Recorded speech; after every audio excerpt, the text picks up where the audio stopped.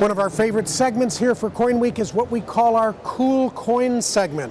Once again, dealers from all over the country have come to the ANA World's Fair of Money and brought their cool coins.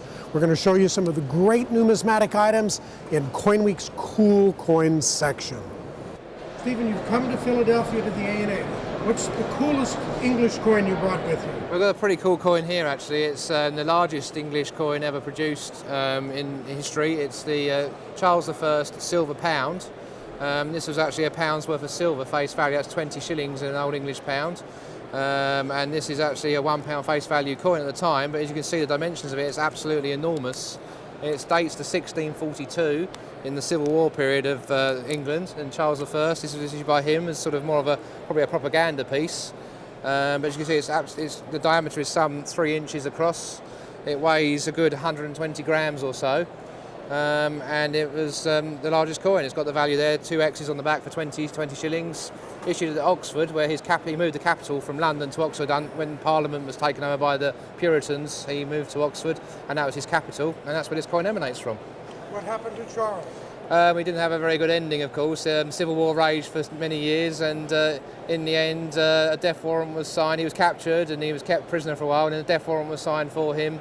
And regicide was committed on the 29th of January 1649, and he died, beheaded.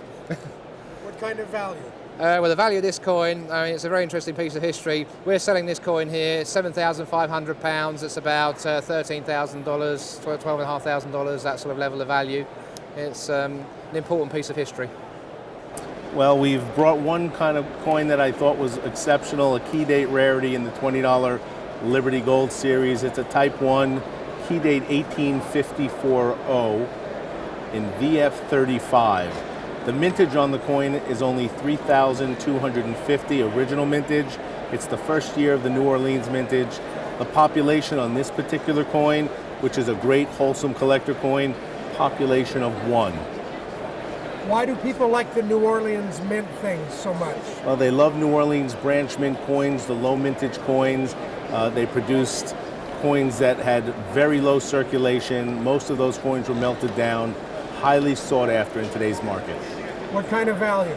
This coin has a sticker price of $275,000. Well, I've got a cool set of coins, and this set of coins got a lot of great coins in it, but my favorite coin from it is this 1854D $5 gold piece from the Dukes Creek collection. And it's not the rarest coin in the series, but this coin is the most phenomenal gold coin from the Dahlonega series that I've ever seen. And I've seen a lot of Dahlonega gold coins. This coin grades by NGC MS67 star. And it's not only the finest of the date, it's the finest Dahlonega half eagle. It's actually the finest Southern gold coin that's ever been graded by the grading services. And anybody that collects Dahlonega gold coins would know they would probably be excited if this was MS60. MS67's off the charts. So quality is incredible. You know, I could just sit and look at it forever. I love the coin, and I hope this collection stays intact and someone gets a chance to own this themselves someday. That piece alone, what kind of value? That's around $200,000.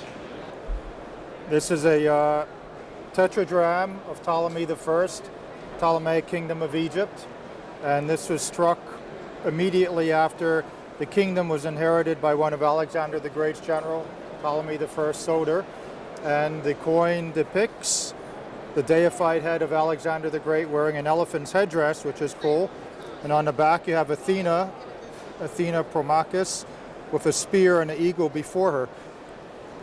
And this is a really beautiful example. Was not Cleopatra descended from the Ptolemies? Yeah, Cleopatra was Macedonian, so she had no Egyptian blood in her. She was descended from Ptolemy I, who was a Macedonian general. What kind of value? God, nowadays these things are about $2,000, $2,500 in really nice condition. I mean, not that many years ago they were about $500.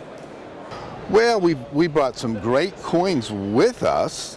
The nicest coin we purchased here is we did buy the second finest known 1808 C1 half cent out of this auction here, and it has a wonderful story with it. It came out of the woodwork. No one ever seen the coin before. It's a coin that's an 1808, an obverse of an 1808 C2 with a reverse. bit has an unusual die crack on it, unique to this die. And that reverse makes it worth a whole lot more. I think the hammer price was $110,000. I believe that's the most expensive 1808 half cent that's ever sold at auction. I'll tell you what, Dave, my favorite coin, absolutely favorite, is a 1 kilo Aztec calendar from Casa de Moneda and Banco de Mexico. This coin has a mintage of 1,500 pieces. The design is absolutely just intricate, and it's a beautiful looking coin to look at. Not to mention that it's big, it's 1 kilo. It's 99.9% pure. It comes in a really elaborate box, a wooden and silver shield that goes around it, cardboard box around it, and very impressive booklet explaining the history of the Aztecs, the history of the Aztec calendar, and the details of the coin itself. They've been making it since 2007. Every year we sell out. This year we just got the 2012s, and they're selling as well really strong. What kind of value? We sell it for $1,995, $1,995, and past years some of them are all the way as high as $5,000. I've seen the first year sell for $5,500 on eBay. Frank, we're here at the American Numismatic Association convention in Philadelphia. What's the coolest coin you've brought with you? Well, I would say it's not a coin. It's actually an artifact. We don't even really know what it is. We do know that it's some type of vase or holder of some sort. It's a little bit flexible, so it probably had glass in it. But this was on a shipwreck in 1715 and spent 300 years under the ocean. And look, it didn't get crushed, didn't get broken. It has some incrustation on it, but collectors love that because that's authenticating. That shows it where it came from. But it's got a modern story too, which is really cool, and that's why I like it the most. I had this in the 1980s, direct from the diver. We had loaned some money on it, and all of a sudden the diver said, well, I need it back. We never saw it again until 2003 when the government had an auction of seized assets from a drug dealer. Turns out that our diver friend had become a drug addict and started paying for his addiction with treasure.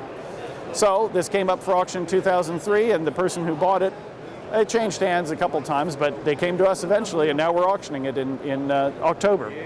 What kind of value?